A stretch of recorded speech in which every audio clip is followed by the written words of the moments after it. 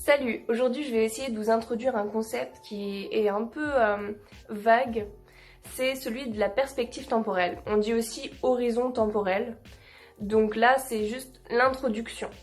Et si jamais vous voulez aller plus loin, je ferai une autre vidéo pour expliquer un peu plus. Mais déjà là, je pense que ça va mettre les bases. Donc la perspective temporelle, c'est un concept qui a été introduit par le psychologue Zimbardo. Il est connu notamment pour ses expériences sur la prison. Il y a beaucoup de vidéos là-dessus sur YouTube si jamais vous voulez aller voir. Donc en fait, cette notion de perspective temporelle, elle englobe l'orientation dans le temps. Alors c'est quoi ? En gros, c'est l'importance qui est accordée au passé, au présent et au futur, avec l'attitude soit positive, négative, fataliste ou encore hédoniste. Bon, du coup, là, ça fait beaucoup de termes. Je vais juste définir hédoniste parce que c'est le terme le moins connu. Donc, en psychanalyse, l'hédonisme, c'est une recherche du plaisir orientée vers une partie du corps, en fait, qui se fait au cours du développement sexuel. En gros, les hédonistes, ils considèrent que le plaisir, c'est un bien existentiel. C'est le but de l'existence. C'est un bien essentiel. Enfin, revenons à nos moutons. Il faut savoir que ces attitudes, elles représentent des dimensions plutôt stables de la personnalité et elles influencent les décisions et les comportements dans divers contextes. Dans les travaux de Zimbardo, on voit que certaines attitudes en fait se dénotent des autres, donc sont plus souvent présentes chez certaines personnes. Dans les travaux de Zimbardo, on voit que certaines attitudes reviennent plus que d'autres. Donc je vais vous les énumérer et faire un petit peu un exemple autour de ça, pour bien comprendre. Donc tout d'abord, on peut plutôt être orienté vers le présent, mais avec une attitude plutôt fataliste pour le coup. Donc on accepte les choses et on fait rien pour les contrer.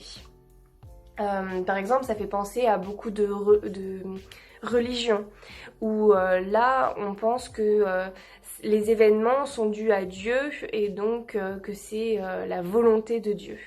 On voit beaucoup cette notion quand on parle du fatalisme musulman en fait. Parce que l'islam affirme la détermination inconditionnelle du devenir par la volonté de Dieu. Donc là, c'est une des premières perspectives temporelles qui est vue dans les travaux de Zimbardo. Donc une autre qui est souvent vue, c'est l'attitude orientée toujours vers le présent, mais avec une attitude plutôt hédoniste pour le coup. Donc là, ça fait référence à ce que j'ai dit plus haut, et du coup, c'est vraiment le plaisir du corps, tout ça.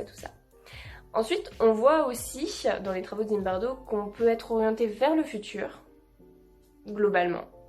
Donc par exemple, la dernière fois, je regardais Chasseurs d'appart, et c'était des jeunes de 30 ans. Bon, ils avaient un look plutôt ancien, certes, mais ils avaient 30 ans. Et ils demandaient aux chasseurs d'appart de leur trouver leur petit nid douillet pour leur vieux jour, donc à la retraite. C'est plutôt prévoyant, on va dire.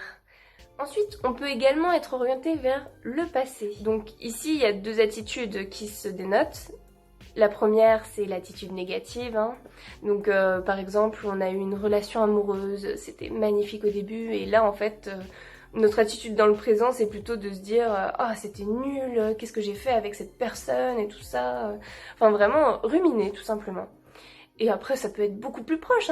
Je vais donner un exemple que j'ai déjà vécu.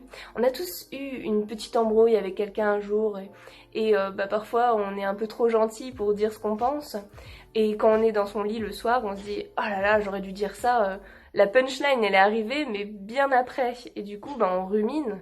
On se dit qu'on aurait dû dire ça. Et qu'on a été faible. Et pour finir, donc l'attitude toujours orientée vers le passé, mais avec une attitude positive. Ça, je la vois pas si souvent en vrai.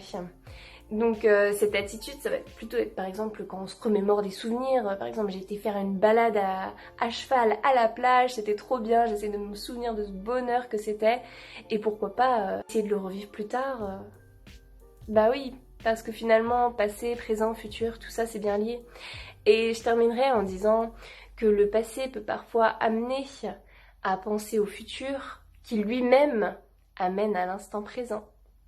Merci d'avoir regardé cette vidéo et n'hésitez pas à me dire ce que vous en pensez et si ça vous a aidé, si vous ne connaissiez pas le concept et que vous trouvez ça intéressant. Si ça intéresse beaucoup de monde, je ferai une suite pour approfondir le sujet, sinon ça restera comme ça.